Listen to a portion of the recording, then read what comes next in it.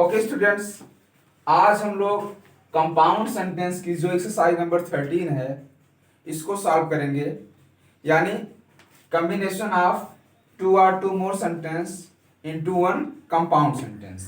तो इस एक्सरसाइज में जितने भी क्वेश्चन बोर्ड में पूछे गए हैं, जितने भी क्वेश्चन आपके एग्जाम में आए हैं, चाहे वो किसी भी विषय के हों, सब सॉल्व किए जाएंगे।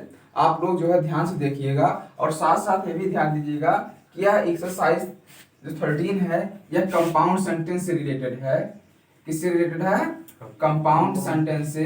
तो इसमें जो भी सेंटेंस का जो भी रूल होगा वो कंपाउंड सेंटेंस का होगा।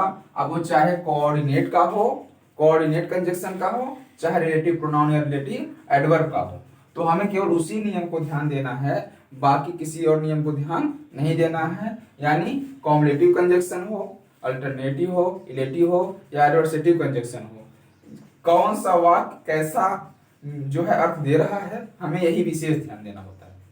अगर हम उसकी मीनिंग समझ लेंगे तो सेंटेंस को आपस में जो है हम कंजक्शन के माध्यम से जरूर जोड़ने में सफल हो पाएंगे।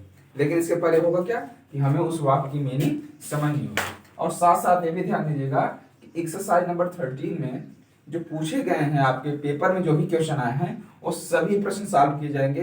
अब वो प्रश्न चाहे सरल हो या कठिन हो, इससे कोई मतलब नहीं है। बस ये है कि आपको दिखाया जाएगा, समझाया जाएगा कैसे वो सॉल्व हुए हैं। Okay, now let's start.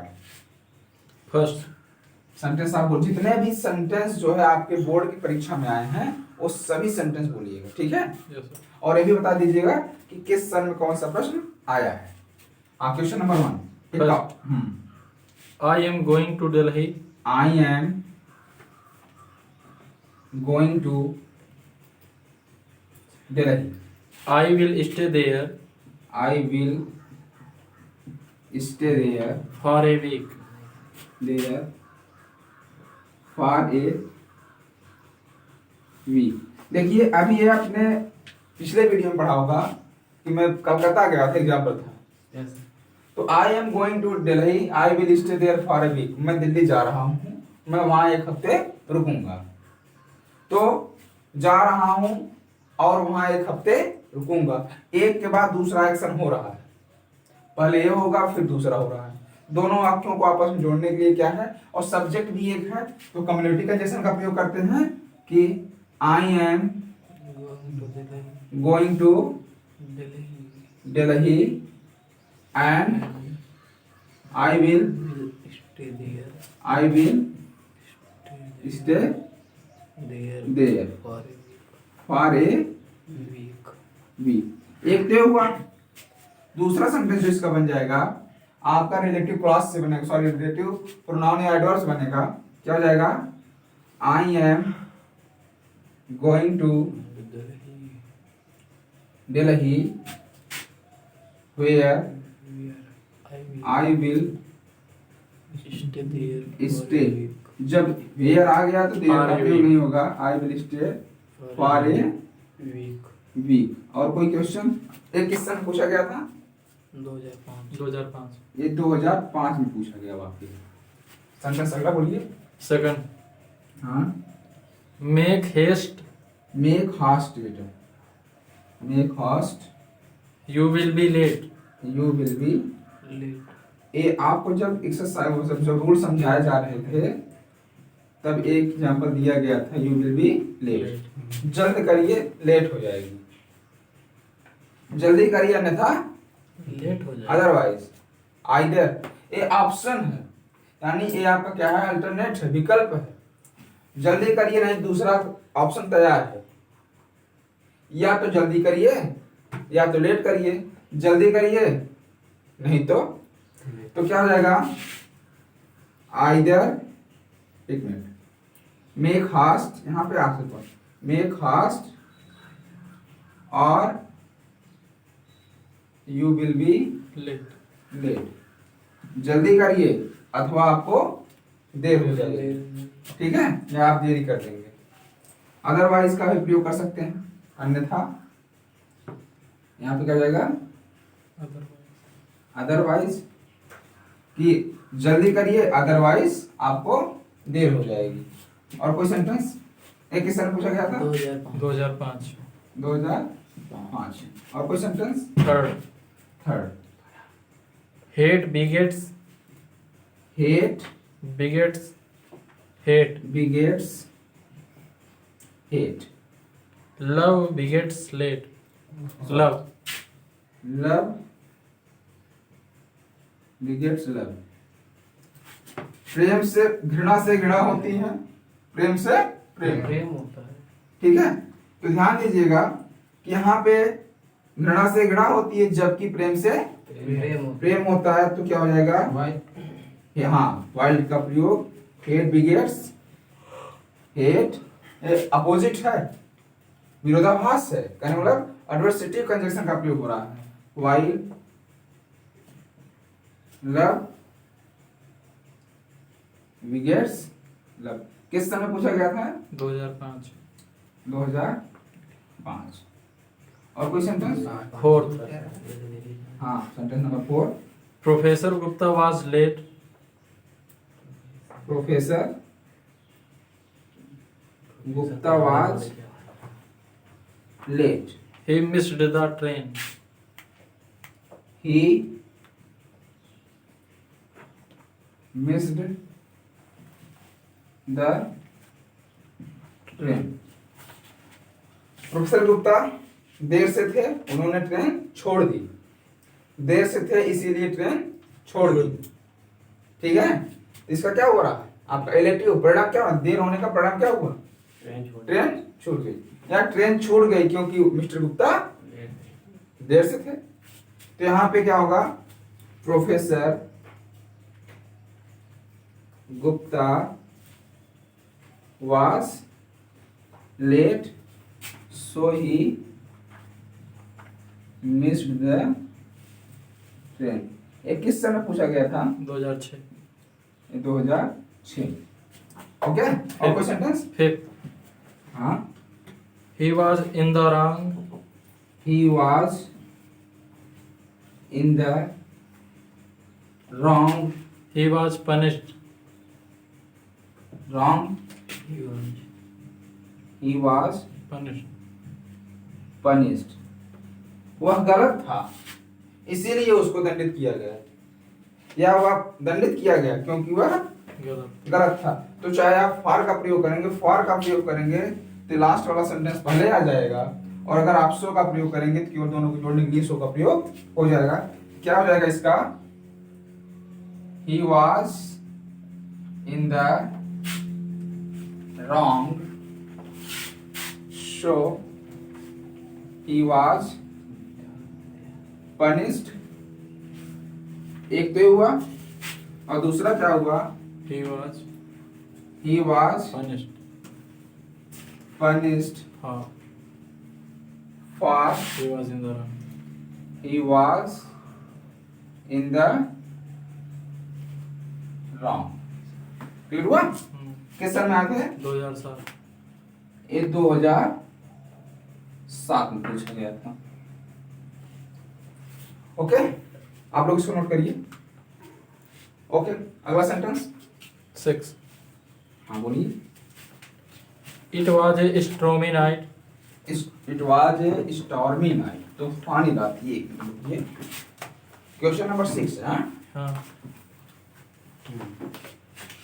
Question number 6, it was a stormy stormy night night, he ventured out he ventured out। हाँ देखिए, तूफानी रात थी, ही वेंचर्ड, वेंचर का मतलब होता है एडवेंचर, साहसिक कार्य के लिए घूमने जाना। अरे भाई, तूफानी रात है फिर भी आप जाओगे? पानी बरस रहा है फिर भी आप साहस दिखाने के लिए बाहर जाओगे? 100 को बस नहीं जाओगे। यानी ये दोनों सेंटेंस आपस में क्या है? विरोध है। विरोध यानी कि रात तूफानी होते हुए भी कोई जाएगा? फिर भी गया। यानी it was a stormy night yet he ventured out, फिर भी हो गया। किस साल पूछा गया? 2007। 2007। ओके, और कोई सेंटेंस? 7. 7 बोलिए। He drew his sword. He drew his Sword. sword. He rushed upon the enemy. He rushed upon the enemy। किस सन पूछा गया? 2007. 2007। आप लोग सन बोल के दिएगा, ठीक है। उसने अपनी तलवार निकाली, वह शत्रुओं पर दौड़ पड़ा, ठीक है। तो एक के बाद दूसरा हो रहा है। उसने न केवल अपनी तलवार निकाली बल्कि शत्रुओं पर कॉम्बिनेटिव कंजंक्शन से चाहे एंड का प्रयोग करिए, क्या होगा? He not only drew his sword. आप एंड का भी प्रयोग कर सकते हैं, but also he rushed upon the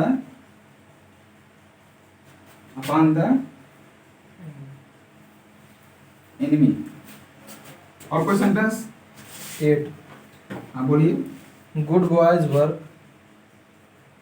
good boys work. Bad boys make mischief.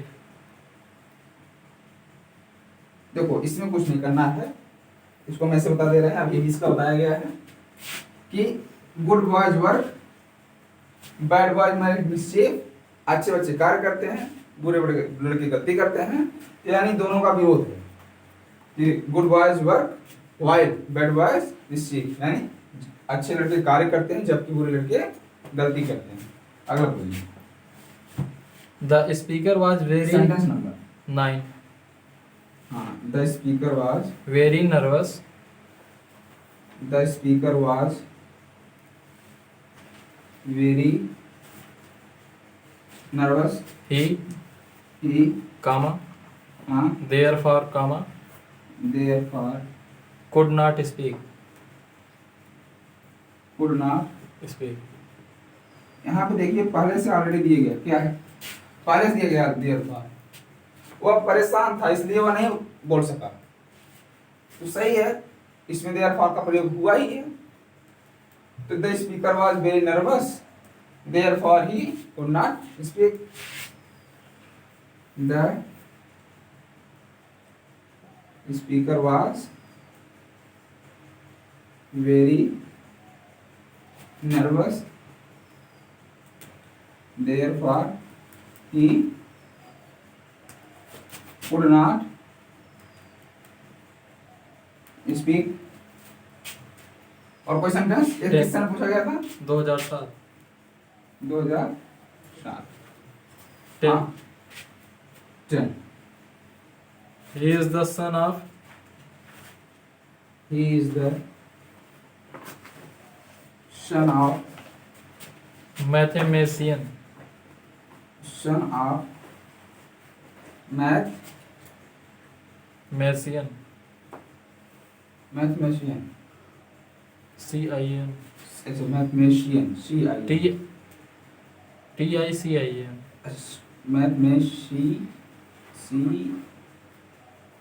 Mathematic spelling group MATHE. MATHE MATI. MATI CIN. CIAN।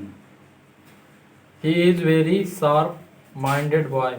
He is very sharp minded। देखिए mathematician आप mathematician बोल रहे हैं। He is the son of mathematician, वह गणितज्ञ का पुत्र है। He is very sharp minded, वह बहुत ही तेज है। वह गणितज्ञ का पुत्र है इसलिए वह बहुत तेज है। यहाँ पे क्या लग जाएगा? So he is the son of mathematician, so he is very sharp minded। ये बेटा किस सन में पूछा गया था? 2007. 2007। अगला sentence, He is lazy. He is lazy, He scored good marks. He scored good Marks. Marks. वह आलसी है, उसने अच्छा नंबर लाया, फिर भी वो अच्छा नंबर लाया। विरोध है, अच्छा नंबर लाना और आलसी होना में दोनों बहुत अंतर है।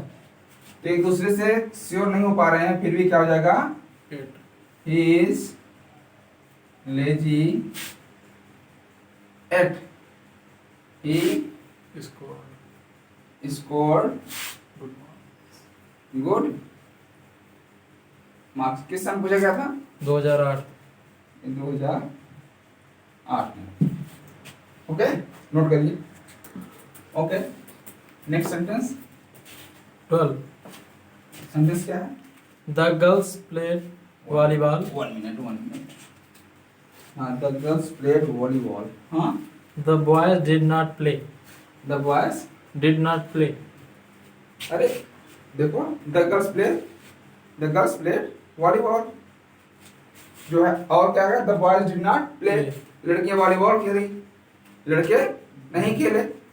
तीनों लड़कियां वॉलीबॉल खेली जबकि लड़के बॉल का प्रयोग कर लेंगे। अगला सेंटेंस बोलिए। 13. Question number 13, If you lead, if you leave I shall follow. I shall follow. सन में किस में पूछा गया, सेक्शन में सन 2009. 2009। If you lead I shall follow, यदि आप नेतृत्व करेंगे मैं आपका अनुयायी बनूंगा या मैं आपका अनुसरण करूंगा। तो यहाँ पे ध्यान दीजिए, एक कॉम्प्लेक्स सेंटेंस है। If you lead I shall follow, if का प्रयोग कंडीशन है, यदि आप नेतृत्व करेंगे मैं आपका अनुयायी बनूंगा, मैं आपका अनुसरण करूंगा। ठीक है, हाँ देखिए, if you lead I shall follow, एक किस में पूछा गया था, 2009 में पूछा गया था। नहीं 10 में. 10 मिनट। देखिएगा, आप नेतृत्व करेंगे तो मैं आपका अनुयायी बनूंगा, मैं आपका अनुसरण करूंगा। तो सीधे कम्युनिटी डिग्री से बनाते हैं, कम्युनिटी कंजक्शन से, डिग्री से नहीं। यू लीड, आप लीड करिए, एंड आई शैल फॉलो, मैं आपका अनुसरण करूंगा। आगे 14. हाँ, On account of illness, on account of illness, illness I could not go to school. I Could not could not go to school. Go to School. School. देखिए, simple sentence आपका है, बीमारी के कारण मैं स्कूल नहीं जा सकता। 2011.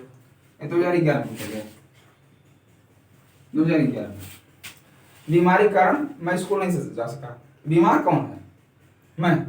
पहले इसको क्या करें, इसको दोनों वाक्य को अलग अलग कर लें। बीमार कौन था, मैं था, आई वॉज इल। दूसरा, I could not go to school. अभी दो वाक्य मिल गए ना, अब इसको आप बना लेंगे। देखिए, इन्हीं का सिंपल बनाया गया है, use of preposition before noun और जेरेंड का प्रयोग करते हुए इस वाक्य का।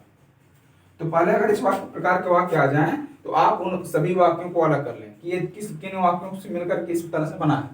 जब ये दोनों अलग हुआ तो अब हम चाहे इसको कॉम्प्लेक्स बनाएं, चाहे कंपाउंड बनाएं, चाहे सिंपल फिर से बना सकते हैं। तो मैं बीमार था, मैं स्कूल नहीं जा सका। मैं बीमार था इसलिए मैं स्कूल नहीं जा सका।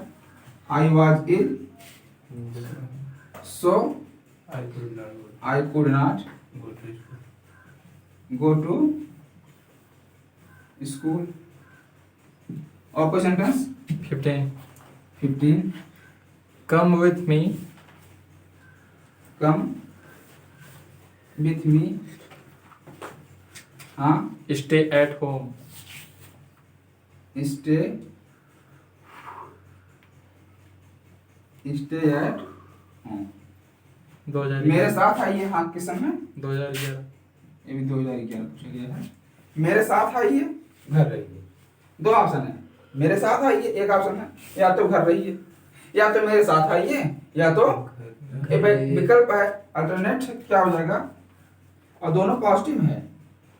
आइदर कम विथ मी और स्टे एट होम। और कोई सेंटेंस? 16. हाँ बोलिए। He is innocent. He is innocent. He should be treated as such. He should be treated as सच। वह निर्दोष है, उससे ऐसे ही व्यवहार करना चाहिए। He is innocent, वह निर्दोष है। He should be treated as such, उससे ऐसा ही व्यवहार करना। कैसा व्यवहार? निर्दोष वाला व्यवहार। तो he should be treated as such। अब ध्यान दीजिएगा, उससे ऐसा व्यवहार करना चाहिए। क्यों करना चाहिए? क्योंकि वह निर्दोष। अच्छा, वह निर्दोष है इसलिए उससे भी इसी तरह से व्यवहार करना चाहिए। यहाँ पे हम क्या लगा सकते हैं? अगर हम क्योंकि का प्रयोग करेंगे तो फार हो जाएगा, और अगर इसलिए करेंगे तो सो हो जाएगा। तो सो लगा लेते हैं। he is innocent, he is innocent, so he should be treated as such। Okay. और सेंटेंस एक किससे ने पूछा गया था? 2011. ये भी 2011 में। हाँ, और sentence? Ram is wise. 17. 17। Ram is wise. Ram is wise. Ram is gentle. Ram is gentle। Ram बुद्धिमान है, राम सज्जन है। Ram is gentle. अच्छा, Ram is gentle, Ram is Gentle. Gentle. Ram बुद्धिमान है, राम सज्जन है। तो राम बुद्धिमान है और सज्जन है, या राम बुद्धिमान और सज्जन है, या फिर राम न केवल बुद्धिमान है बल्कि सज्जन भी है। इसका क्या हो जाएगा? Ram is wise and gentle. Ram is not only wise but also gentle, but also gentle। ये आपका कम्युनिटी कंजक्शन से आपका जो है कंपाउंड सेंटेंस बना, इसको आप लोग नोट करिए। ओके, अगला सेंटेंस बोलिए जो 29. 29। हाँ, सेंटेंस बोलते रहिए। That creature that creature may be a fish. हाँ, एक 29। that creature may be a Fish. fish, It may be a serpent. it may be a serpent, It must be one of them. it must be one of them, must be one of them। देखिए 2013. 2013। This creature may be a fish, it may be a serpent, it must be one of them। यह प्राणी यानी वह प्राणी एक fish भी हो सकती है, में का प्रयोग हो सकती है, अब है कि नहीं पता। That creature may be a fish, वह प्राणी मछली हो सकती है। It may be a serpent, सांप हो सकती है। It must be one of them, उनमें से एक अवश्य है। यानी मछली भी हो सकती है, सांप भी हो सकती है, उनमें से एक अवश्य है। कंफर्म नहीं, तो कह सकते हैं कि विकल्प दो है, प्राणी एक है, विकल्प दो है, फिश भी होने का और सरपेंट होने का। तो एक पॉजिटिव में है, नॉट तो नहीं है, पॉजिटिव है। और विकल्प में आइदर आर का प्रयोग होता है, और का होता है, नाइदर नॉर का प्रयोग। तो कह सकते हैं that creature creature will either fish or that creature is either a fish or a serpent. serpent. वह प्राणी either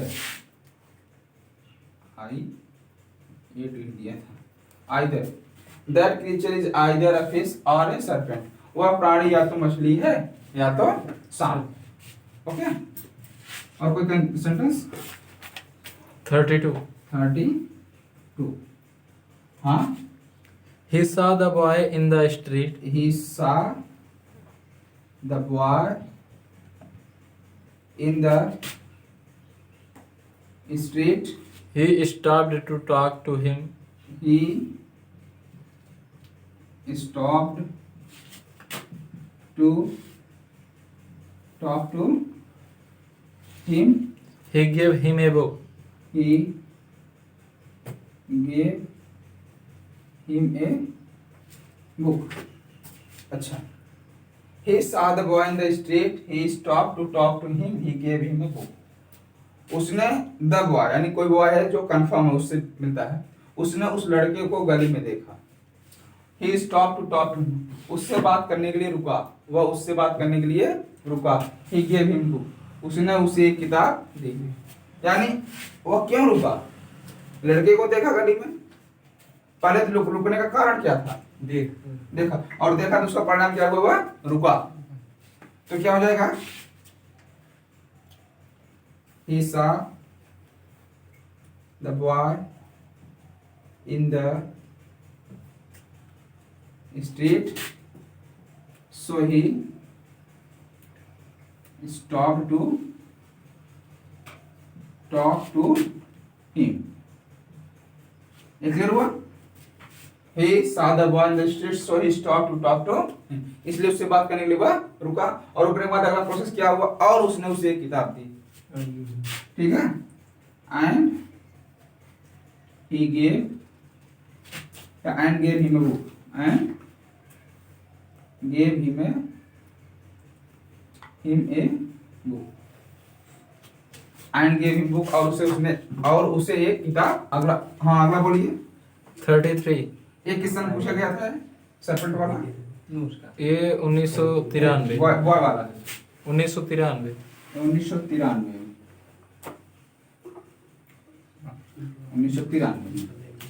अगला sentence 33. 33. Rahim is intelligent.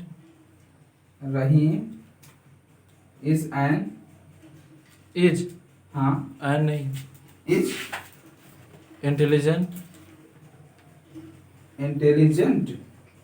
He is careless. He is Careless. careless. और His success is doubtful. his success is doubtful. है ना? किस सन पूछा गया था? 1996. 1996. ध्यान दीजिएगा. Rahim is intelligent. He is careless. His success is doubtful. Rahim बुद्धिमान है, वह लापरवाह है, उसकी सफलता संदेहप्रद है. तो रहीम बुद्धिमान है